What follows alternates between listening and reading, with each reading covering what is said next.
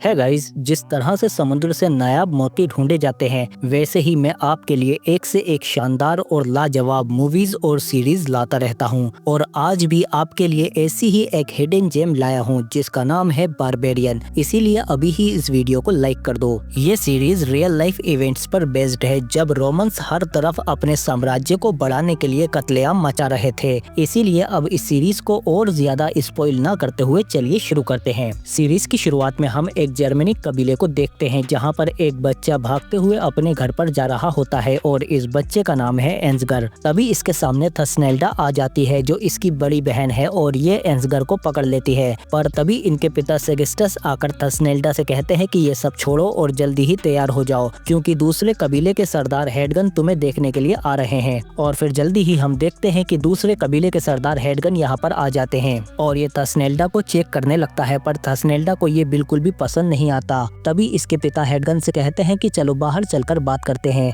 जिसके बाद थसनेल्डा का छोटा भाई कहता है कि अगर तुम कहो तो मैं तुम्हारे लिए इसे अभी ही मार दूं। पर इधर थसनेल्डा के पिता हेडगन के साथ उसका रिश्ता तय कर देते हैं, जिस पर हेडगन सरदार कहता है कि आधे चांद की रात को मैं उसे लेने आऊंगा, शादी के लिए तैयार रहना। और फिर इसके बाद हम देखते हैं कि रोमन साम्राज्य का एक जंगी दस्ता यहाँ पर आ जाता है। ये लोग अक्सर इनके कबीलों में आते रहते हैं, क्योंकि इन्होंने इन सभी को अपना गुलाम बना रखा है और ये सभी कबीलों को अपनी जागीर समझते हैं। और फिर रोमन्स कहते हैं कि महान रोम के महाराज एगस्टस का आदेश है कि तुम सभी कबीले वालों को अब से 20 गाय और 50 यूनिट अनाज देना होगा। जिस पर कबीले के सरदार सेगिम कहते हैं कि इतना तो हम पैदा भी नहीं करते, तुम्हें वाकई हमारी हालत देखकर लगता है कि हमारे पास इतना कुछ होगा। जिस पर मेटलस कहता है कि हम कुछ नहीं जानते, तुम्हारे पास सिर्फ 3 दिन है, हम 3 दिन बाद वापस आएंगे। और फिर इनके जाने के बाद कबीले के सरदार सेगिस्टस से कहते हैं कि हमने रोमन्स के साथ शांति का समझौता करा हुआ है, उसके बाद भी वो हमारे साथ ऐसा सलूक कैसे कर सकते हैं। पर सेगिस्टस कहता है कि हम उनके खिलाफ नहीं जा सकते,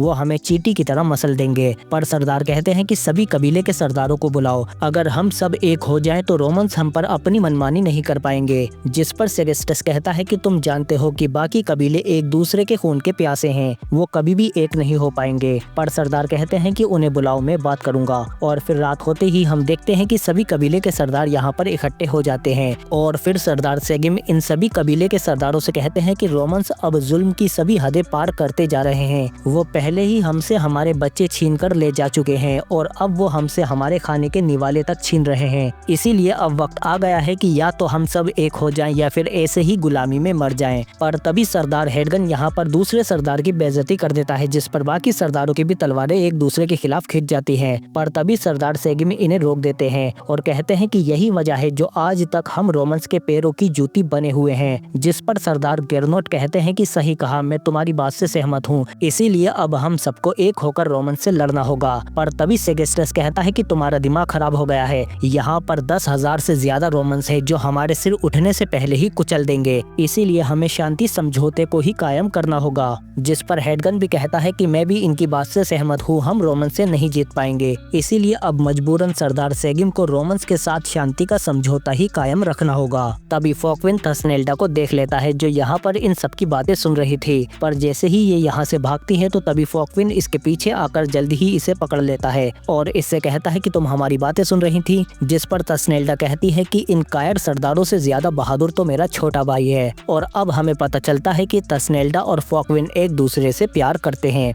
और फिर जाते वक्त थसनेल्डा इससे कहती है कि मेरे पिता ने सरदार हेडगन के साथ मेरी शादी तय कर दी है और मैं किसी भी हाल में उससे शादी नहीं करूंगी। जिस पर फोकविन कहता है कि तुम फिक्र मत करो, मैं उससे तुम्हें छीन लूंगा, चाहे मुझे तुम्हें यहाँ से लेकर ही क्यों ना भागना पड़े। और फिर इधर हम देखते हैं कि रोमन सल्तनत का एक ताकतवर कमांडर अपनी छावनी पर आता है, जिसका नाम आर्मेनियस है। और यहाँ पर रोमन्स ने एक बहुत बड़ी सेना की छावनी बना रखी है। और फिर जल्दी ही हम देखते हैं कि इस सेना के गवर्नर वेरस आर्मेनियस के आने पर कहते हैं कि तुम्हारा स्वागत है मेरे बेटे, तुम्हारी कमी बहुत खल रही थी। जबकि इधर कबीले में हम देखते हैं कि एंसगर फोकविन को तंग कर रहा होता है। तभी फोकविन का दोस्त यहाँ पर आकर कहता है कि आज 3 दिन पूरे हो चुके हैं, रोमन्स आते ही होंगे अपनी लगान लेने के लिए। पर फोकविन कहता है कि हम उन्हें नहीं देंगे। जिस पर इसकी माँ कहती है कि हमें रोमन्स के साथ शांति का समझौता कायम रखना होगा, इसीलिए फोकविन भी अपनी बकरी और बाहर हम देखते हैं कि सभी लोग अपना अपना सामान लेकर आ रहे हैं ताकि रोमन्स को दे सकें। तभी सेगिस्टस सेगेस्टस फॉकविन के पिता से कहता है कि इतना सब काफी नहीं होगा, पर तभी यहाँ पर रोमन्स आ जाते हैं और वो इनसे कहते हैं कि इस लगान से हमारा क्या होगा, इसीलिए ये अपने सैनिकों को अंदर से और सामान लाने को कहते हैं। तभी सरदार सेगिम कहते हैं कि रुको, हमारे पास और नहीं है, हम भूखे मर जाएंगे। पर रोमन्स किसी की नहीं सुनते और इनका सारा सामान लूट लेते हैं और सरदार से कहते हैं कि हमारे इस पवित्र ईगल को चूमो और फौरन अपने घुटनों पर बैठकर इसके आगे झुको। पर सरदार इसके आगे नहीं झुकते। तभी सेगेस्टस खुद आकर ईगल को चूम लेता है, पर तभी थसनेल्डा आकर अपने पिता को रोक लेती है कि आप ऐसा कैसे कर सकते हैं, जिस पर मेटेलस को गुस्सा आ जाता है और वो थसनेल्डा को उसके बाल पकड़कर घसीट लेता है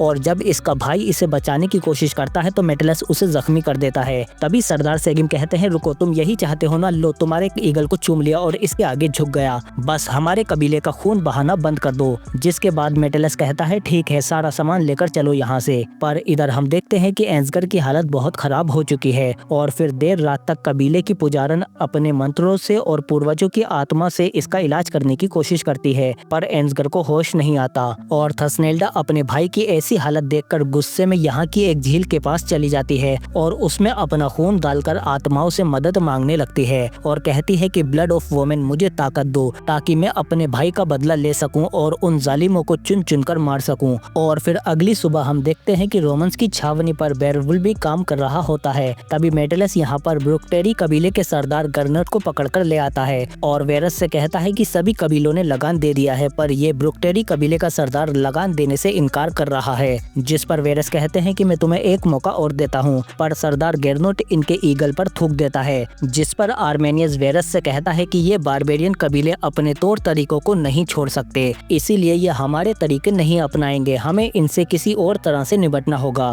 पर वेरस कहते हैं कि ये सभी रोमन्स के गुलाम हैं, इसीलिए तौर तरीके इनके नहीं बल्कि रोमन्स के चलेंगे और इन्हें ही हमारे तरीके सीखने होंगे। जाओ उसका सर काट दो ताकि बाकियों को सबक मिल जाए। और फिर कोई और रास्ता न होने पर आर्मेनियस को अपने मुंह बोले पिता के आदेश पर सरदार गेरनोट का सर काटना पड़ता है, जबकि बेरवुल्फ इसे देखकर अपने लोगों की बेबसी पर रो रहा होता है। जबकि इधर हम देखते हैं कि रोमन्स के हमले से एंसगर का अब दिमागी संतुलन बहुत ज्यादा बिगड़ चुका है और ये एक तरह से अपाहिज हो चुका है। इसकी माँ से इसकी ये हालत देखी नहीं जाती, इसीलिए इसके पिता सेगेस्टर आकर इसे गले से लगा लेते हैं। और फिर अगली सुबह हम देखते हैं कि जब फॉकविन थसनेल्डा के पास आता है तो थसनेल्डा इससे कहती है कि हम रोमन्स को सबक जरूर सिखाएंगे, हम उनकी सबसे कीमती चीज उनसे छीनेंगे, उनका वही पवित्र ईगल जिस पर वो गरूर करते हैं। और फिर इधर रात को हम रोमन्स की छावनी में आर्मेनियस को देखते हैं जो उसी ईगल के खेमे में आता है, पर तभी इसे बाहर से एक भेड़िया देख रहा होता है और आर्मेनियस जैसे ही बाहर जाता है तो वो फौरन भाग जाता है। जबकि फॉकविन भी थसनेल्डा को बांधकर यहाँ पर ले आता है और जब सिपाही इसे बाहर रोकते हैं तो ये उन्हें बताता है कि इस लड़की को मेटेलस ने बुलाया है इसके साथ रात बिताने के लिए और तुम जानते हो कि उन्हें इंतजार करना बिल्कुल पसंद नहीं है। तो अब तुम समझ ही गए होगे कि ये किस तरह की लड़की है। जिस पर सिपाही फौरन इन दोनों को अंदर भेज देते हैं, पर थोड़ी आगे जाते ही खेमे के पास इन्हें खेमे के बाहर वाले सिपाही रोक लेते हैं। जबकि इधर फॉकविन के दो और साथी गटर के रास्ते से रोमन की छावनी में घुसने लगते हैं और इधर फॉकविन इन दोनों सिपाहियों से कहता है कि इस लड़की को मैं तुम्हारे लिए लाया हूँ। और जैसे ही सिपाही इसके करीब आते हैं तो ये दोनों फौरन उन पर हमला करके इन्हें ईगल वाले खेमे में ले जाते हैं और जल्दी ही इन्हें मार देते हैं। और अब तक फॉकविन के दोनों साथी भी गटर के रास्ते से होते हुए छावनी में घुस जाते हैं और इधर ये दोनों भी जल्दी ही उस ईगल का डंडा अलग करके इसे रख लेते हैं। पर बाहर अब आर्मेनियस को भी शक होने लगता है, पर अब तक फॉकविन के दोनों साथी कुछ रोमन्स को मारकर उनके कपड़े पहनकर आ जाते हैं और तभी आर्मेनियस को भी लाशें मिल जाती हैं और वो समझ जाता है कि कैंप में घुसपैठ हुई है, इसीलिए वो फौरन सबको चौकन्ना कर देता है। पर अब तक फॉकविन के साथी रोमन सिपाहियों के भेष में इन दोनों को यहाँ से आराम से निकाल लेते हैं और रोमन्स के खेमे में आग लगने से किसी का भी ध्यान इन चारों पर नहीं जाता और ये चारों बड़ी ही आराम से इनके पवित्र ईगल को लेकर यहाँ से निकल जाते हैं। पर इसके बाद आर्मेनियस को यहाँ पर इनमें से किसी एक का लॉकेट मिल जाता है जो एक भेड़िए का दांत होता है और जब आर्मेनियस फौरन जाकर इसे अपने वाले लॉकेट से मिलाता है तो ये समझ जाता है कि यहाँ पर कौन आया था। और जब ईगल चोरी की खबर वेरस को पता चलती है तो वो गुस्से से आग बबूला हो जाता है। तभी मेटेलस कहता है कि आप मुझे 100 सिपाही दे दीजिए, मैं उस ईगल को ढूंढकर वापस ले आऊंगा। जिस पर वेरस पूछते हैं और तुम ये काम कैसे करोगे, यहाँ पर सैकड़ों बारबेरियन के अलग अलग गाँव और कबीले हैं। पर मेटेलस कहता है कि मैं एक एक करके उन सभी को जला दूंगा जब तक वो हमारे ईगल को वापस नहीं कर देते। जिस पर वेरस कहते हैं बेवकूफ, वो यही तो चाहते हैं कि हम कुछ ऐसा करें जिससे सभी कबीलों में बगावत भड़क जाए। तभी आर्मेनियस कहता है कि पिताजी आप ये मुझ पर छोड़ दीजिए, मैं अपने आप ही उस ईगल को वापस ढूंढ कर ले आऊंगा। जबकि अगली सुबह हम देखते हैं कि फोकविन अपने साथियों के साथ कबीले में उस ईगल को ले आता है, जिसे देखकर सभी कबीले वाले चौंक जाते हैं और साथ ही इन पर फक्र भी करने लगते हैं, क्योंकि इन चारों ने रोमन से ये ईगल नहीं बल्कि उनका गरूर छीना है। तभी सरदार सेगिम भी यहाँ पर आ जाते हैं और फोकविन फौरन ईगल ले जाकर अपने सरदार को दे देता है। सरदार देखते हैं कि पूरा कबीला इनके इस कारनामे पर फक्र कर रहा है, इसीलिए सरदार भी इस ईगल को उठाकर हुंकार भर देते हैं और सभी कबीले वाले इस ईगल को बीच में रखकर इसके चारों ओर नाचने लगते हैं और रोमन्स के खिलाफ अपनी पहली जीत का जश्न मनाने लगते हैं। और फिर ऐसे ही रात हो जाती है और फिर हम देखते हैं कि आर्मेनियस अकेले ही इनके कबीले की तरफ आ रहा है, क्योंकि वो जानता है कि ईगल इनके कबीले वाले ही चुरा कर लाए हैं। और सेगेस्टस भी चुपचाप कबीले से बाहर निकल जाता है और फिर जल्दी ही कबीले में खबर फैल जाती है कि रोमन्स आ रहे हैं। इसीलिए सरदार कहते हैं कि फौरन इस ईगल को अंदर ले जाकर छिपा दो और दरवाजा बंद कर दो। पर ये देखते हैं कि इनकी तरफ सिर्फ एक अकेला रोमन ही आ रहा है, जो कि आर्मेनियस होता है। और फिर जल्दी ही ये इनके दरवाजे पर पहुंच जाता है, जिसे देखते ही सरदार कहते हैं कि फौरन दरवाजा खोलो। और फिर जैसे ही सरदार बाहर इसके पास जाते हैं तो आर्मेनियस इनसे कहता है कि कैसे हैं पिताजी आप। और फिर इसके बाद फ्लैशबैक में हम देखते हैं कि जंगल में 3 बच्चे मिलकर एक भेड़िए का शिकार करके उसे मार देते हैं और उसके दांत निकालकर एक एक अपने पास रख लेते हैं और आपस में कसम खाते हैं कि हम तीनों हमेशा दोस्त रहेंगे। और ये तीनों बच्चे कोई और नहीं बल्कि इसमें एक आर्मेनियस, एक तस्नेल्डा और एक फोकविन होता है। तभी यहाँ पर रोमन्स आ जाते हैं, लेकिन ये तीनों जल्दी ही इन्हें चकमा देकर यहाँ से भाग जाते हैं।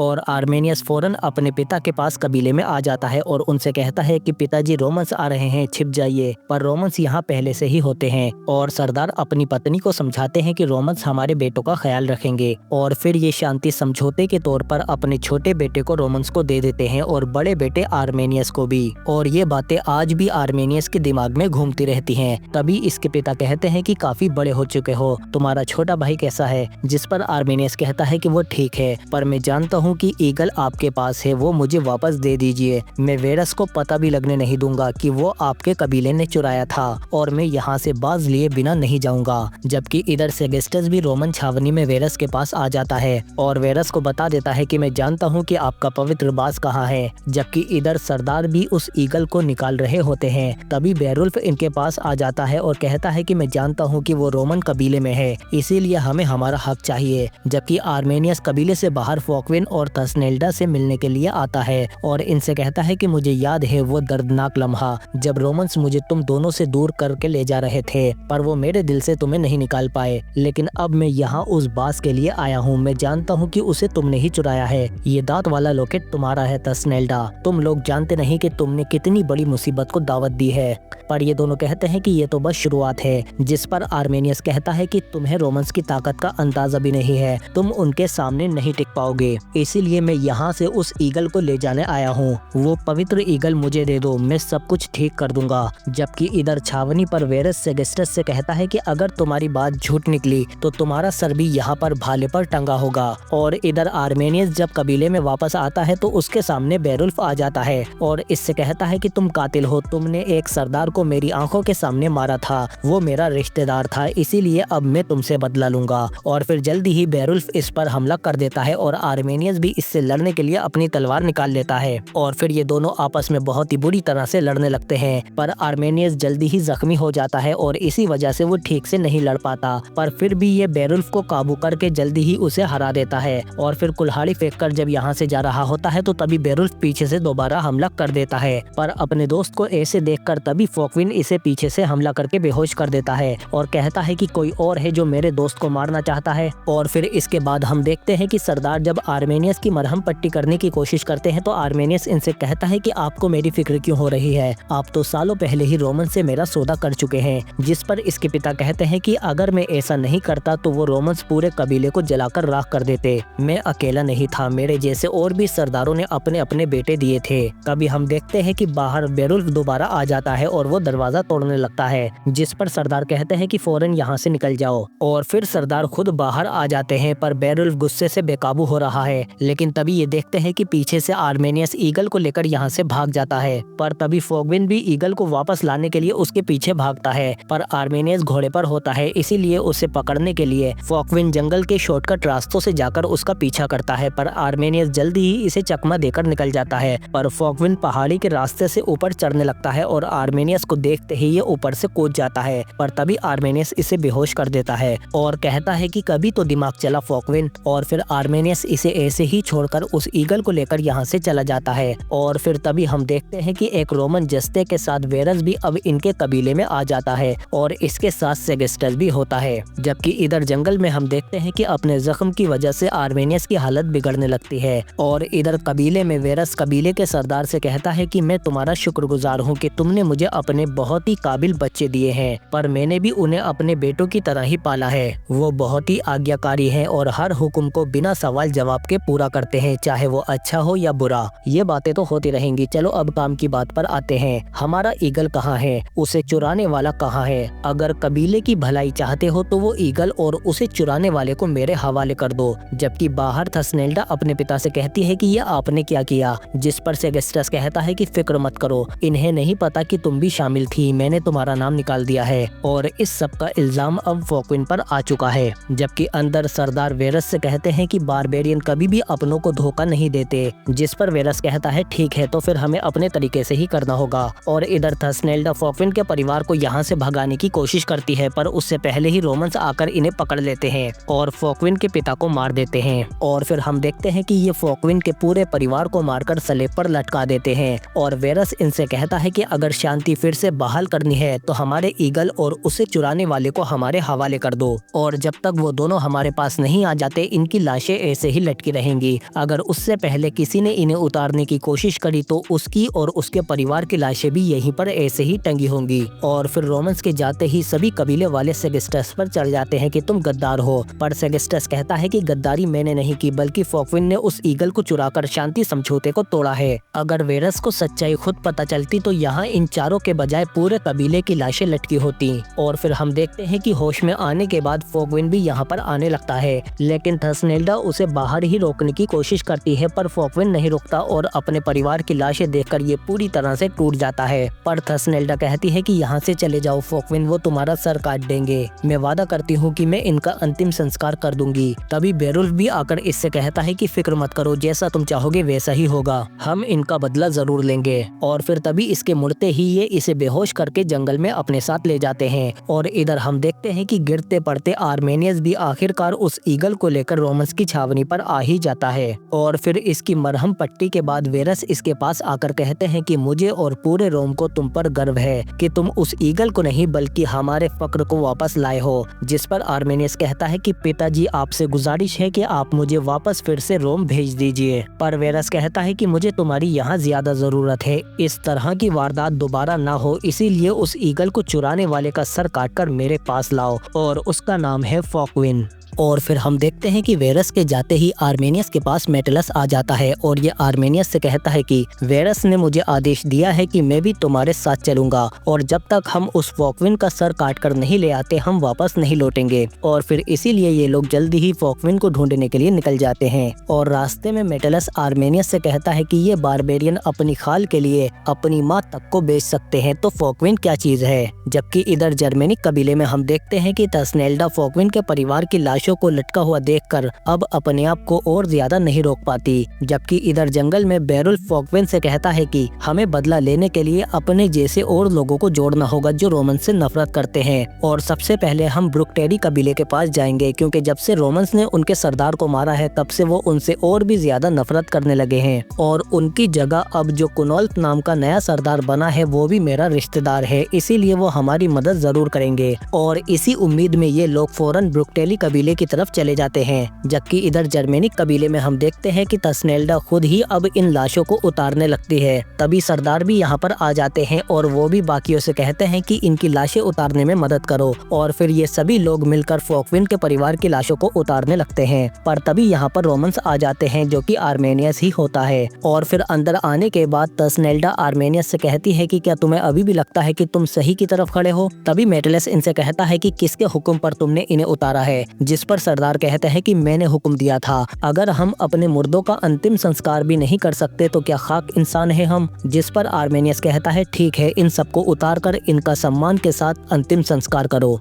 और जबकि इधर हम देखते हैं कि बेरुल्फ और फोकविन अपने साथियों के साथ जल्दी ही ब्रुकटेली कबीले में आ जाते हैं और फिर यहाँ के सरदार कुनोल्फ आकर बेरुल्फ से मिलते हैं और फोकविन से कहते हैं कि वो तुम ही हो ना जिसने रोमन्स की छावनी में घुसकर उनका ईगल चुराया था। आज रात तुम सब यहाँ पर रुक सकते हो, हमें वो पूरी कहानी सुननी है। जबकि इधर जर्मेनिक कबीले में हम देखते हैं कि आर्मेनियस सरदार के पास आता है और उनसे कहता है कि फोकविन कहाँ है। जिस पर सरदार कहते हैं कि मैं नहीं जानता, पर उससे सजा मिल चुकी है, मैं तुमसे भीख मांगता हूँ कि उसे बख्श दो। पर आर्मेनियस कहता है कि मुझे उसका सर चाहिए, वरना यहाँ सबके सर कटेंगे, सारे गाँव वालों के। जबकि ब्रुकटेली कबीले में हम देखते हैं कि ये सबको उस बास को चुराने की कहानी सुना रहे होते हैं और यहाँ पर सरदार ने पूरी दावत का इंतजाम कर रखा है। और फिर सरदार कुनोल्फ से कहते हैं कि तुम जब चाहो यहाँ पर पनाह ले सकते हो, हम तुम्हारे साथ हैं। जिस पर फोकविन कहता है कि हम बदला लेना चाहते हैं। तभी सरदार कहते हैं तो चलो उन सबका सर काट देते हैं, आज से हम सब तुम्हारे साथ हैं। जबकि इधर जर्मेनिक कबीले में ये सब लोग मिलकर अपनी पुजारन के साथ फोकविन के परिवार का अंतिम संस्कार कर रहे होते हैं। तभी आर्मेनियस भी यहाँ पर आ जाता है, लेकिन थसनेल्डा इससे कहती है कि तुम्हारी यहाँ कोई जगह नहीं है, जाओ यहाँ से। पर जब आर्मेनियस बाहर आता है तो जल्दी ही इसे फोकविन के बारे में पता चल जाता है, इसीलिए ये लोग फौरन उसके पीछे जाने लगते हैं। जबकि इधर ब्रुकटेली कबीले में हम देखते हैं कि ये सब सो रहे होते हैं, पर फोकविन की आंख खुल जाती है और वो खुले हुए दरवाजे को देखकर बाकियों को भी उठाने लगता है। पर तभी यहाँ की लड़कियां ही पीछे से इनके गले काटने लगती हैं। ये सब सरदार कुनोल्फ की ही चाल थी।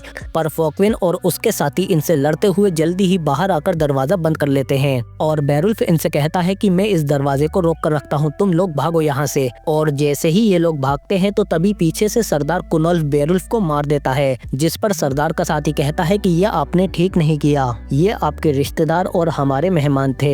जिस पर सरदार कहता है कि रोम से इनके सरों की अच्छी कीमत मिलेगी। और फिर सुबह जब रोमन्स यहाँ पर आते हैं तो इन्हें सिर्फ बेरुल्फ की लाश ही मिलती है। जबकि इधर जंगल में थसनेल्डा से पुजारन कहती है कि फोकविन को तुम्हारी जरूरत है, अपने भाई को मुझे दो और उसके पास जाओ। जबकि इधर फोकविन भागते हुए अपने साथियों के साथ काले जंगल में आ जाता है। तभी इसका साथी लू को कहता है कि आज तक काले जंगल से कोई वापस नहीं आया। जिस पर ये लोग कहते हैं कि ये तो और भी अच्छी बात है, कम से कम रोमन्स तो यहाँ नहीं आएंगे। और फिर जल्दी ही ये लोग काले जंगल में अंदर चले जाते हैं, पर इनका एक साथी डरकर पीछे भाग जाता है और अंदर जाते हुए फोकविन का साथी इससे कहता है कि लू को बाहर से ही भाग गया। और फिर रात होने पर हम देखते हैं कि रोमन्स भी जंगल में बाहर ही ठहरे हुए होते हैं। मेटलस आर्मेनियस से कहता है कि उन लोगों की लाशें उतारकर तुमने वेरस के हुक्म की नाफरमानी की है। जिस पर आर्मेनियस कहता है कि मुझे तुम्हें समझाने की कोई जरूरत नहीं। तभी सिपाही इसके पास ल्यूको को पकड़कर ले आते हैं, जो बहुत डरा हुआ है और रो रहा होता है। तभी आर्मेनियस इसे शांत करने की कोशिश करता है और कहता है कि आओ मेरे पास। और फिर ये इसे खाना वाना देकर इससे पूछता है कि फोकविन कहाँ पर है।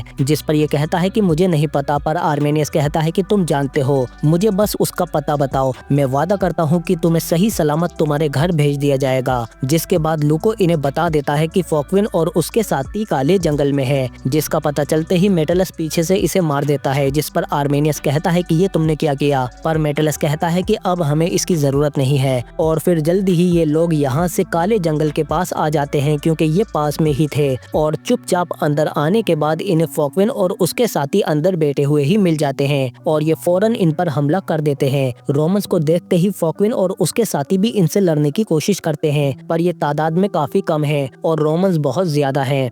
इसीलिए ये जल्दी ही इन सबको मारकर फोकविन को पकड़ लेते हैं। तभी मेटलस तलवार आर्मेनियस को देकर कहता है कि खत्म करो इसे, पर आर्मेनियस अपने दोस्त को मारने के बजाय इसका ही गला काट देता है और फिर अकेले खुद ही बाकी रोमन्स को भी मार देता है। मतलब अब क्या आर्मेनियस ने अपना रास्ता बदल दिया है? जो आर्मेनियस खुद कल तक कहता था कि हम रोमन्स को नहीं हरा सकते, आज वो अपने दोस्त के खातिर खुद ही रोमन्स के खिलाफ हो गया है। क्या अब रोमन्स इन सबको अपनी विशाल सेना के पैरों तले रौंद कर खत्म कर देंगे? और जब वेरस को अपने बेटे की इस गद्दारी के बारे में पता चलेगा तो वो इसे कितनी दर्दनाक मौत देगा। और फिर अब में हम देखते हैं कि कबीले की पुजारन को एंसगर के जरिए आने वाली जंग के कुछ झलकें दिखती हैं। जबकि इधर काले जंगल में आर्मेनियस और फोकविन के पास थसनेल्डा भी आ जाती है और पिछले पार्ट से हमें पता है कि ये तीनों बचपन के दोस्त हैं। और फिर थसनेल्डा आर्मेनियस से कहती है कि तुमने अपने ही साथियों को मारकर हमें बचाया। पर तभी आर्मेनियस कहता है कि इसका ये मतलब नहीं कि मैं तुम्हारे साथ हूँ। पर फोकविन कहता है कि तुम हम में से एक हो, इसीलिए हमारे साथ कंधे से कंधा कंधा मिलाकर लड़ो। पर आर्मेनियस कहता है कि ये बात अच्छे से समझ लो कि तुम रोमन से कभी नहीं जीत सकते। और रहा सवाल मेरा, तो मेरे सभी साथी मर चुके हैं और वेरस को सच्चाई बताने वाला कोई नहीं बचा। वेरस को तुम्हारा सर चाहिए, वो भी उसे मिल जाएगा, क्योंकि वेरस को सभी बारबेरियन एक जैसे ही लगते हैं। इसीलिए आर्मेनियस फोकविन के एक साथी का सर काट लेता है और कहता है कि फिक्र मत करो, वेरस को इस झूठ के बारे में नहीं पता चलेगा। जबकि इधर रोमन छावनी में वेरस जर्मेनिक कबीले के सरदार को अपने पास बुलाकर कहता है कि हमें और अनाज चाहिए। पर सरदार कहते हैं कि हमारे पास और अनाज नहीं है, हम पहले से ही भूखे मर रहे हैं। जिस पर ये कहते हैं तो अपने आदमियों को दे दो, क्योंकि हमें गुलामों की भी जरूरत है। पर सरदार कहते हैं कि मैं कभी भी अपने लोगों को गुलामी में नहीं ढकेलूंगा। जिस पर वेरस कहता है कि तुम अब भिखारी हो चुके हो और रोम को भिखारी नहीं चाहिए, इसीलिए अब तुम सरदार बनने के लायक नहीं बचे। तुम्हारे कबीले को नए सरदार की जरूरत है। सालों पहले तुमने मुझे अपना बेटा दिया था, इसीलिए अब मैं उसे वापस दे रहा हूँ। अपने बेटे आर्मेनियस को अपने कबीले का सरदार बना दो, वो हमारे हिसाब से कबीले को चलाएगा। जिस पर सरदार कहते हैं कि बेटे को बाप की गद्दी बाप के मरने के बाद ही मिलती है। जिस पर वेरस कहता है तो मर जाओ, वक्त आ गया है नए सरदार का, और अगर नहीं मरे तो पूरे कबीले की लाशें उठाने के लिए तैयार रहना। जबकि इधर जंगल में हम देखते हैं कि थसनेल्डा फोकविन से कहती है कि हमें और साथी चाहिए। जिस पर फोकविन कहता है कि अब हमारी मदद सिर्फ ब्रुकटेली कबीला ही कर सकता है। पर थसनेल्डा कहती है कि उन्होंने कुछ वक्त पहले ही तुम्हारे गले काटने की कोशिश की है और बेरुल्फ को भी मार दिया। जिस पर फोकविन कहता है कि ब्रुकटेली कबीला सिर्फ सोने की चमक और देवताओं पर यकीन करता है, और हमारी किस्मत अच्छी है कि ब्रुकटेली वाले तुम्हें देवताओं का दूत मानते हैं। उन्हें लगता है कि तुम में कुछ देवी शक्तियां हैं। जबकि इधर हम देखते हैं कि आर्मेनियस वेरस के पास आकर कहता है कि ये रहा फोकविन का सर, वो खत्म हो चुका है। जिस पर वेरस कहता है कि मुझे यकीन था कि तुम मुझे निराश नहीं करोगे। पर आर्मेनियस कहता है कि इसमें मेरे सारे आदमी मर चुके हैं। पर वेरस कहता है कि कोई बात नहीं, तुमने पहले ही रोम को बहुत कुछ दिया है, इसीलिए अब मैंने फैसला किया है कि अब तुम अपने कबीले के नए सरदार बनोगे। पर आर्मेनियस कहता है कि जर्मेनिक कबीले के पास पहले से ही सरदार है। जिस पर वेरस कहता है कि तुम जानते हो कि जब भेड़िया बूढ़ा हो जाता है तो नए सरदार के लिए वो अपने झुंड को छोड़ देता है, और तुम्हारे पिता ये बात बखूबी जानते हैं। जबकि इधर जर्मेनिक कबीले में सरदार मायूस चेहरे के साथ अपने कबीले में आते हैं और आखिरी बार अपने लोगों को देखते हुए दलदल की तरफ चले जाते हैं। जबकि आर्मेनियस भी तेजी से अपने पिता के पास आ रहा होता है, लेकिन इधर सरदार अपनी तलवार बाहर छोड़कर खुद दलदल में चले जाते हैं और उसमें समा जाते हैं। और जब तक आर्मेनियस यहाँ आता है तब तक बहुत देर हो चुकी होती है।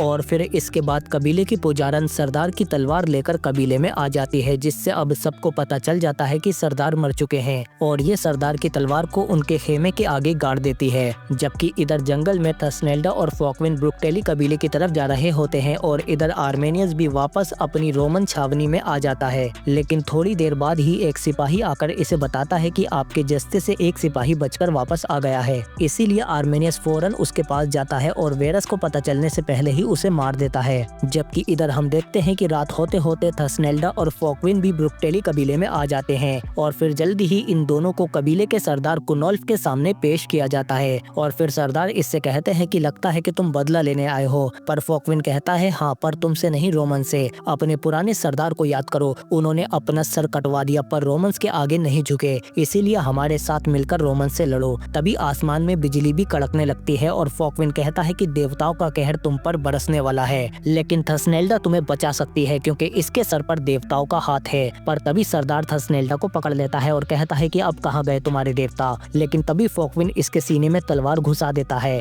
और तभी थसनेल्डा बाकी कबीले वालों से कहती है कि रुको, फोकविन ने तुम्हें बचा लिया। अगर ये सरदार और ज्यादा देर तक जिंदा रहता तो तुम पर देवताओं का कहर बरसने वाला था, क्योंकि तुम्हारे इसी सरदार ने देवताओं को नाराज किया था। इसी के कहने पर तुमने अपने ही भाइयों का खून बहाया और अपने मेहमानों को मारा, जो देवताओं के नियमों के खिलाफ है। तभी थसनेल्डा सरदार का सीना चीरकर उसका दिल बाहर निकाल लेती है और कहती है कि देवता बिना बलि के शांत नहीं होने वाले। और फिर ये इन सबको बताती है कि देवताओं ने मुझे तुम सबके चेहरे दिखाए हैं और उन्होंने मुझसे कहा है कि अब तुम बनोगे इस कबीले के नए सरदार। और फिर अगली सुबह हम रोमन छावनी में देखते हैं कि आर्मेनियस अपनी रोमन पोशाक उतारकर बारबेरियन पोशाक पहन लेता है, और तभी वेरस आकर इससे कहते हैं कि अब से तुम अपने कबीले के सरदार बनकर रोम की खिदमत करोगे। जबकि इधर कबीले में हम देखते हैं कि सेगेस्टस खुद आकर सरदार की तलवार उठा लेता है और कहता है कि इस कबीले को नया सरदार चाहिए और अब से मैं हूँ इस कबीले का नया सरदार। जबकि आर्मेनियस भी अपने जस्ते के साथ यहाँ पर आ रहा होता है, और फिर रास्ते में थोड़ी देर बाद ही ये एक जगह रुक जाते हैं और आर्मेनियस का साथी इससे कहता है कि मैंने देखा कि तुमने अपने ही साथी को मारा है, अगर मैं ये बात वेरस को बता दूं तो वो मुझे मालामाल कर देंगे। जिस पर आर्मेनियस कहता है कि मैं जानता हूं कि तुम भी मेरी ही तरह हो। रोमन्स बस अपने होने का दिखावा करते हैं और फिर तुमसे तुम्हारे ही लोगों को मरवाते हैं। मैं जानता हूं कि तुम्हारा पूरा दल बगावत करने की सोच रहा है और तुम लोग हर रोज रोमन्स के सर काटने के ख्वाब देखते रहते हो। मेरे साथ रहो, जल्दी ही तुम्हें उनका सर काटने का मौका भी मिलेगा। जबकि इधर कबीले में हम देखते हैं कि सेगिस्टस सभी कबीले वालों को बुलाकर कहता है कि अब से नया सरदार होने के नाते मैं वादा करता हूं कि मैं तुम्हारे प्याले कभी नहीं सूखने दूंगा और ना ही खाने की कमी होने दूंगा। जिसके बाद सभी कबीले वाले भी इसे अपना सरदार मान लेते हैं। पर थोड़ी देर बाद ही यहाँ पर दूसरे कबीले का सरदार हेडगन आ जाता है और सेगिस्टस से कहता है कि इस कबीले को हमने घेर लिया है। तुमने अपनी बेटी थसनेल्डा से मेरी शादी करने का वादा किया था, इसीलिए अब मुझे वो हर हाल में चाहिए, वरना यहाँ हर रोज एक औरत कटेगी। पर तभी यहाँ पर आर्मेनियस अपने सिपाहियों के साथ आ जाता है और जल्दी ही अंदर आकर ये हेडगन से कहता है कि रोम से भिड़ने का अंजाम जानते हो ना, ये गांव अब मेरी हिफाजत में है, इसीलिए अपने लोगों को लेकर फौरन यहाँ से निकल जाओ। और फिर इनके जाने के बाद आर्मेनियस सभी कबीले वालों को इकट्ठा करके ऐलान करता है कि आज जो दुश्मन आए हैं और आज के बाद से जो भी दुश्मन आएंगे मैं उन सभी से तुम्हारी हिफाजत करूंगा। इस कबीले को एक ताकतवर सरदार चाहिए। मेरे पिता इस कबीले के सरदार थे और इसीलिए ये मेरा हक है कि उनके बाद मैं इस कबीले को संभालूं। इसीलिए मैं आज और इसी वक्त से तुम्हारे कबीले का नया सरदार हूँ। और फिर इसके कुछ टाइम बाद ब्रुक्टेरी कबीले में फोकविन इन सबको रोमन्स पर हमला करने की रणनीति समझा रहा होता है, क्योंकि अब पूरा ब्रुक्टेली कबीला इनके साथ हो गया है। तभी एक सिपाही आकर इससे कहता है कि कोई आपसे मिलने आया है। और जब ये दोनों बाहर जाते हैं तो ये देखते हैं कि वो आर्मेनियस होता है जो इनसे मिलने आया है। और फिर आर्मेनियस कहता है कि मैं अब अपने कबीले का सरदार बन चुका हूँ, तुम कंधे से कंधा मिलाकर लड़ने को कह रहे थे ना, अब मैं तैयार हूँ। जिस पर फोकविन कहता है कि ब्रुक्टेली कबीला तो हमारे साथ है, लेकिन बाकी कबीले आपस में लड़ रहे हैं। पर आर्मेनियस कहता है कि हमें सभी कबीलों को एक करना होगा, तभी हम रोमन्स के खिलाफ खड़े हो सकते हैं। लेकिन तभी थसनेल्डा कहती है कि सभी कबीले वाले तुम्हें रोमन समझते हैं, इसीलिए वो तुम्हारे परचम तले लड़ने क्यों आएंगे। जिस पर आर्मेनियस कहता है कि वो तुम्हारे लिए लड़ेंगे क्योंकि तुम देवताओं की आवाज हो और अब एक ताकतवर सरदार की बीवी भी बनने वाली हो, क्योंकि सबको एक करने के लिए तुम्हें मुझसे शादी करनी होगी। तभी फोकविन इसके घूंसा मार देता है। और फिर थोड़ा शांत होने के बाद आर्मेनियस फोकविन से कहता है कि मुझे पता था कि ये तुम्हें ही अपना साथी चुनेगी। मैं जानता हूँ कि तुम दोनों एक दूसरे से बहुत प्यार करते हो। हमारी शादी बस एक समझौते की तरह होगी, जैसे ही ये सब खत्म हो जाएगा तुम दोनों फिर से एक हो सकते हो। जिस पर फोकविन कहता है कि मैं कबीले में नहीं जा सकता, क्योंकि इसका बाप सेगिस्टस वेरस को बता देगा कि मैं जिंदा हूँ और तुमने उसे किसी और का सर दिया है, इसीलिए अब मैं थसनेल्डा को तुम्हें सौंपता हूँ, मुझसे ज्यादा इसका ख्याल रखना। और फिर इसके बाद हम देखते हैं कि जल्दी ही ये दोनों अपने कबीले में वापस आ जाते हैं और थसनेल्डा अपने पिता से कहती है कि मैंने अपने लिए एक ताकतवर सरदार चुन लिया है। और फिर हम देखते हैं कि ये दोनों जल्दी ही इसी दिन एक दूसरे से शादी भी कर लेते हैं। और बेचारा फोकविन दूर से ही ये सब देख रहा होता है एक दिल टूटे आशिक की तरह। पर थसनेल्डा के पिता भी इस शादी से खुश नहीं होते, क्योंकि इसे लगता है कि आर्मेनियस ने इसे धोखा दिया है। पर इस सब के बावजूद भी इन दोनों की शादी हो जाती है। और फिर शादी के मौके पर ही मर्सी कबीले के सरदार एल्डरिच आर्मेनियस से कहते हैं कि इस गठबंधन को और मजबूत करने के लिए मैं तुम्हें अपने 2000 आदमी देता हूँ। पर सरदार रूरिक कहते हैं कि मेरा कबीला तुम्हारा साथ कभी नहीं देगा आर्मेनियस, क्योंकि तुम में और रोमन्स में कोई फर्क नहीं है। मुझे तुम जैसे गंदी नाली के कीड़ों पर बिल्कुल भी भरोसा नहीं है, इसीलिए सरदार रूरिक यहाँ से चला जाता है। और फिर इस सब के बाद आर्मेनियस कहता है कि मुझे पता था कि ये सब एक वक्त पर नहीं मानेंगे, पर शुरुआत अच्छी हुई है, हमें कम से कम 2000 आदमी तो मिल गए। जबकि इधर जंगल में फोकविन थसनेल्डा की शादी के गम में दारू पी रहा होता है, बस अरिजीत के गानों की ही कमी है। पर तभी यहाँ पर रोमन सिपाही आ जाते हैं और ये नशे में चोर फोकविन को बुरी तरह से मारकर बेहोश कर देते हैं। जबकि इधर थसनेल्डा और आर्मेनियस के बीच का रिश्ता जिस्मानी न होते हुए बस एक समझौता है। और फिर अगली सुबह हम देखते हैं कि जब आर्मेनियस और थसनेल्डा सरदारी के मनसब पर बैठते हैं तो तभी टालियो आकर इन्हें फोकविन की खबर देता है, इसीलिए ये दोनों फौरन वहां पर जाते हैं। पर यहाँ इन्हें फोकविन की जली हुई लाश मिलती है, जिसे देखकर थसनेल्डा बुरी तरह से टूट जाती है। लेकिन तभी आर्मेनियस इसे समझाता है कि अगर अभी हार मान ली तो इसका बदला कौन लेगा। जिस पर थसनेल्डा कहती है कि मुझे अभी ही वेरस के पास पास ले चलो। जबकि इधर रोमन छावनी में हम देखते हैं कि फोकवेन जिंदा होता है और होश में आने पर इसे एक औरत बताती है कि तुम नशे की हालत में लड़ते हुए बेहोश हो गए और जब एक गुलाम ने भागने की कोशिश की तो उन्होंने उसे जला दिया। पर तभी फोकवेन यहाँ पर आर्मेनियस और थसनेल्डा को देखता है, पर ये दोनों इससे अनजान वेरस के पास आ जाते हैं और फिर वेरस इन दोनों को शादी की मुबारकबाद देते हुए अपने साथ खेमे में ले जाता है और फिर वहाँ पर ये आर्मेनियस को तोहफे में एक तलवार देता है और इससे कहता है कि मैं बहुत खुश हूँ कि तुमने शादी कर ली, पर अब बारबेरियन कबीलों में बगावत के सुर उठने लगे हैं, इसीलिए अब उन सभी सरदारों के बच्चों को लेकर तुम मेरे पास आओगे। अगर उनके बच्चे हमारे पास होंगे तो वो सब अपनी औकात में रहेंगे और इस तरह हम इस खित्ते में शांति स्थापित कर पाएंगे। और फिर बाहर आने के बाद थसनेल्डा आर्मेनियस पर गुस्सा करती है कि अब तुम सरदारों से उनके बच्चे भी छीनोगे। मुझे अब तुमसे डर लग रहा है क्योंकि तुम वेरस को अपना पिता मानते हो और मुझे ऐसा क्यों लग रहा है कि तुम हमें बीच जंग में छोड़कर फंसा दोगे। बताओ मुझे आखिर तुम किस तरफ हो आर्मेनियस। जिस पर आर्मेनियस कहता है जल्दी चलो, हमें पहले सरदारों से उनके बच्चे लाने हैं। जबकि इधर हम देखते हैं कि फोकवेन एक औरत के लिए रोमन सिपाही पर हमला कर देता है, जिसके बाद रोमन इस पर बेरहमी के साथ कोड़े बरसाने लगते हैं। जबकि इधर हम देखते हैं कि सरदार रूरिक के कबीले में आर्मेनियस आकर इससे कहता है कि रोम को तुम्हारे बच्चे चाहिए, जिस पर सरदार रूरिक कहते हैं आखिर दिखा ही दी अपनी औकात। पर आर्मेनियस रोम के दम पर इनके बेटों को इनसे छीन लेता है और ये कुछ नहीं कर पाते और फिर कई हफ्तों तक ये सिलसिला चलता रहता है। आर्मेनियस सभी सरदारों से उनके बच्चे छीन लेता है और थसनेल्डा इससे कहती है कि जब भी तुम किसी के बच्चे छीनते हो तो तुम्हें अपना बचपन याद आ जाता है, जिस पर आर्मेनियस कहता है कि रोम में वो हमें सब कुछ भुलाकर अपने जैसा बना देते हैं और इसीलिए वेरस ने कभी भी मेरे साथ गलत सुलूक नहीं किया। मैंने उनसे बहुत कुछ सीखा है। और फिर कई दिन बाद हम देखते हैं कि पूर्णिमा की रात को सभी सरदार एक जगह पर इकट्ठे होते हैं और हम देखते हैं कि यहाँ सभी कबीले वाले अब आर्मेनियस के खिलाफ हो चुके हैं। पर आर्मेनियस कहता है कि देखो खुद को, तुम सब कितने मजबूर और लाचार हो। मैंने तुम सबसे रोम के नाम पर तुम्हारे बेटों तक को छीन लिया और तुम कुछ नहीं कर पाए क्योंकि तुम में से किसी के अंदर भी रोम के खिलाफ खड़े होने की हिम्मत नहीं है, पर आपस में लड़ने और दुश्मनी करने के लिए बहुत हिम्मत है। तुम सब खुद ही अपने दुश्मन हो, लेकिन तुम मुझे अपना दुश्मन समझते हो। तुम्हारा दुश्मन मैं नहीं रोम है और मैंने कभी तुम्हारे बच्चों को रोम नहीं भेजा। ये लो वो सब ठीक है क्योंकि मैं नहीं चाहता कि तुम्हारे बच्चे भी वो दिन देखें जो मैंने देखे हैं। रोमन्स मुझे उठा कर ले गए क्योंकि मेरे पिता अकेले थे, पर अगर तुम सब एक हो जाओ तो रोम हमें नहीं दबा सकता। इसीलिए अब हमें एक होकर एक ताकतवर कबीला बनना होगा। अगर अब तलवार नहीं उठाई तो हमेशा गुलाम बनकर ही रहेंगे। मैं भी उनमें से एक था, उनके लिए जंगें लड़ी, इसीलिए मैं उनकी कमजोरियां और ताकतों को जानता हूँ। वो सोचते हैं कि उन्हें हराने वाला आज तक पैदा नहीं हुआ है और यही उनकी सबसे बड़ी कमजोरी है। मैं जानता हूँ कि उनमें कितना दम है, इसीलिए हम उन्हें रोन सकते हैं। अब वक्त आ गया है कि बुज़दिली की बेड़ियां तोड़कर जाबाजों की तरह खड़े हो जाओ।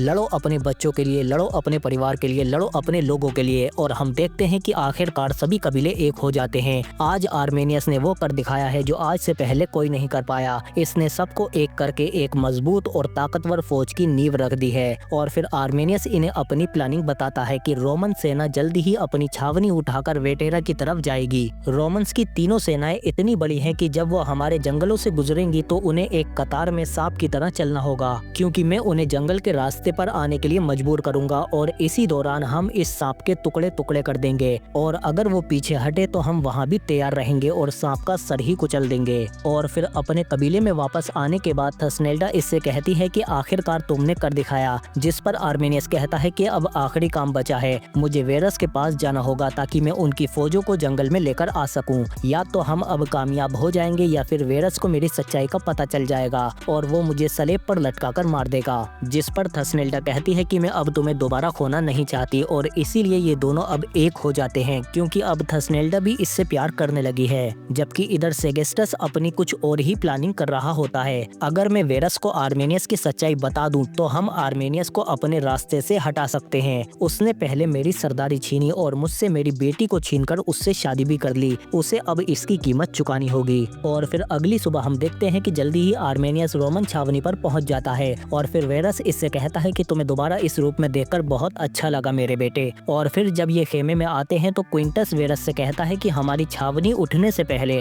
आर्मेनियस सरदारों के बच्चों को लाने वाला था। जिस पर आर्मेनियस वेरस से कहता है कि मर्सी कबीले ने अपने बेटे को देने से इनकार कर दिया है, उन्होंने बगावत कर दी है और इस बगावत को कुचलने के लिए मेरे पास एक योजना है। हम अपनी छावनी को उठाकर जंगलों के रास्ते से होते हुए वेटेरा जाएंगे। क्योंकि वही रास्ते में हमें मर्सी कबीला पड़ेगा और हमारी विशाल सेना रास्ते में ही उन्हें कुचल देगी, जिससे बाकी कबीलों को भी सबक मिल जाएगा कि रोमन्स की नाफरमानी करने का क्या अंजाम होता है और इस तरह हम आसानी से रास्ते में ही बगावत को कुचल सकते हैं। पर क्विंटस कहता है कि आर्मेनियस जिस रास्ते से हमें ले जा रहा है उसके बारे में हम नहीं जानते। पर आर्मेनियस कहता है तो तुम ये कहना चाहते हो कि रोमन सेना चंद मर्सी कबीले के सिपाहियों से डरकर अपना रास्ता बदल दे सिर्फ इस वजह से कि जंगल के एक टुकड़े को हम नहीं जानते। तभी वेरस कहता है कि मुझे आर्मेनियस की योजना पर भरोसा है, इसीलिए हम आर्मेनियस के मुताबिक ही चलेंगे। पर तभी यहाँ पर सेगेस्टस आ जाता है और ये सीधा आकर वेरस से कहता है कि जिसे तुम अपना बेटा मानते हो वो आर्मेनियस तुम्हें धोखा देने वाला है।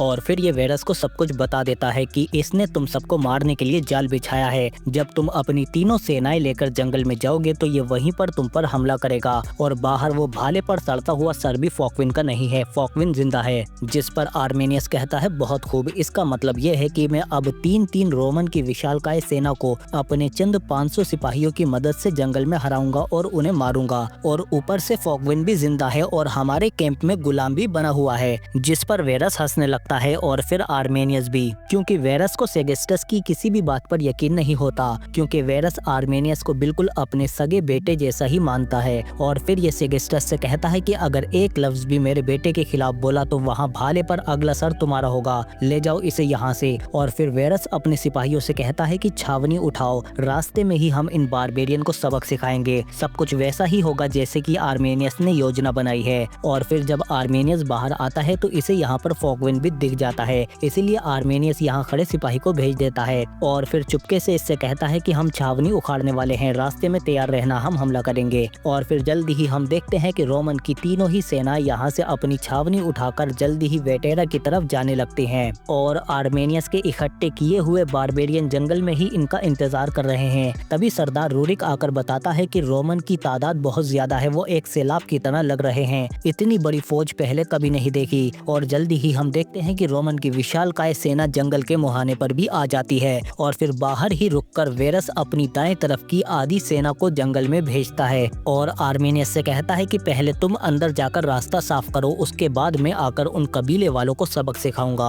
और इसीलिए आर्मेनियस आधी सैन्य टुकड़ी के साथ अंदर आ जाता है। और इधर हम देखते हैं कि सरदार हेडगन बाकी सरदारों में फूट डालने की कोशिश करता है और कहता है कि मैं अपने लोगों को यहाँ मरने नहीं दूंगा, इसीलिए मैं अपने लोगों को लेकर यहाँ से जा रहा हूँ। और इनके जाने के बाद बाकी सरदार भी पीछे हटने को कहने लगते हैं। तभी थसनेल्डा कहती है कि आर्मेनियस अपनी जान को दांव पर लगाकर रोमन्स को जंगल में ला रहा है और तुम लोगों को अपनी जीत पर शक है। इसीलिए थसनेल्डा इन सबको यकीन दिलाने के लिए अपनी दाईं आंख काट लेती है और कहती है कि देवता मुझे एक महान जंग दिखा रहे हैं जिसमें हमारी जीत पक्की है। रोमन्स की लाशें उनके खून में लथपथ हैं और कौवे उनकी आंतें नोच रहे हैं। आज के बाद तुम सभी सरदारों की बहादुरी तुम्हारी पुश्ते तक याद रखेंगी। तुम रोमन्स के सोने में नहाओगे। जिसके बाद सभी कबीले वालों में फिर से हिम्मत जाग जाती है और ये सब जंग के लिए अब पूरी तरह से तैयार हो जाते हैं। जबकि इधर आर्मेनियस अपने साथ रोमन की आधी सेना को जंगल में ले आता है और फिर जल्दी ही बारबेरियन दोनों तरफ से पेड़ गिराकर रोमन सेना को तोड़ने लगते हैं और फिर सभी कबीले मिलकर दोनों तरफ से इन रोमन्स पर भूखे भेड़ियों की तरह टूट पड़ते हैं और इन्हें बड़ी ही बेरहमी के साथ मारना शुरू कर देते हैं। अचानक हुए हमले से रोमन संभल नहीं पाते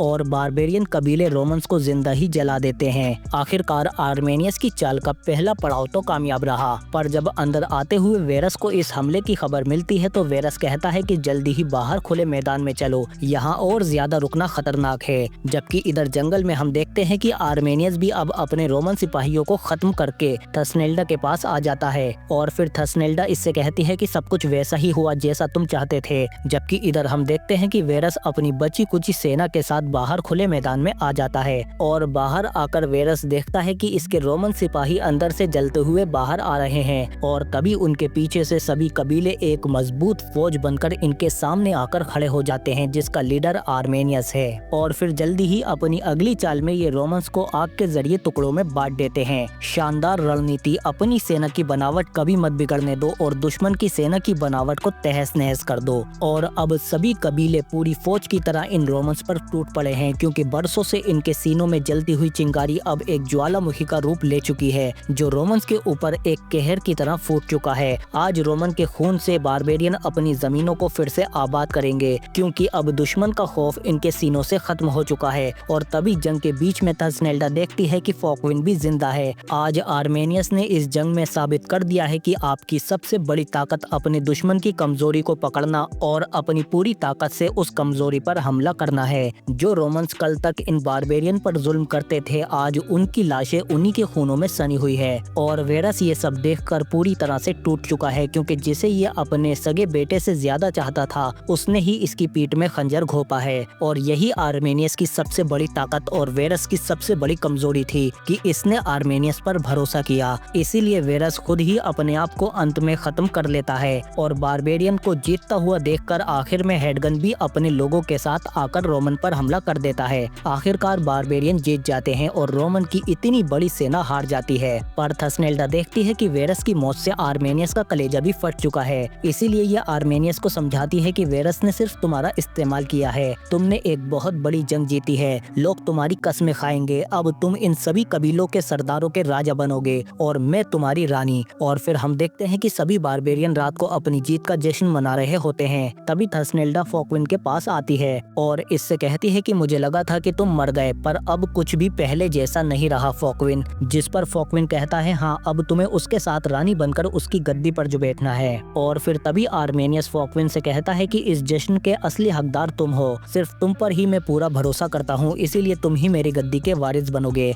जिस पर फॉकविन कहता है कि अगर ऐसा हुआ तो मौका मिलते ही मैं तुम्हें मार दूंगा आर्मेनियस। और फिर इसके बाद हम देखते हैं कि कबीले की पुजारन थसनेल्डा से कहती है कि तुम्हारे पेट में जो बच्चा है वो आर्मेनियस का नहीं है, क्योंकि इसे काफी दिन हो चुके हैं। और इधर आर्मेनियस को जंगल से एक भेड़िया घूर रहा होता है और इसी के साथ बारबेरियन सीजन 1 का पार्ट 2 यहीं पर खत्म हो जाता है। पर अब आप दबाकर लाइक, शेयर और कमेंट में जरूर बताओ कि आपको ये वीडियो कैसे लगी। इसकी कमेंट में अपनी राय जरूर लिख देना। हम मिलते हैं आपसे अगली वीडियो में।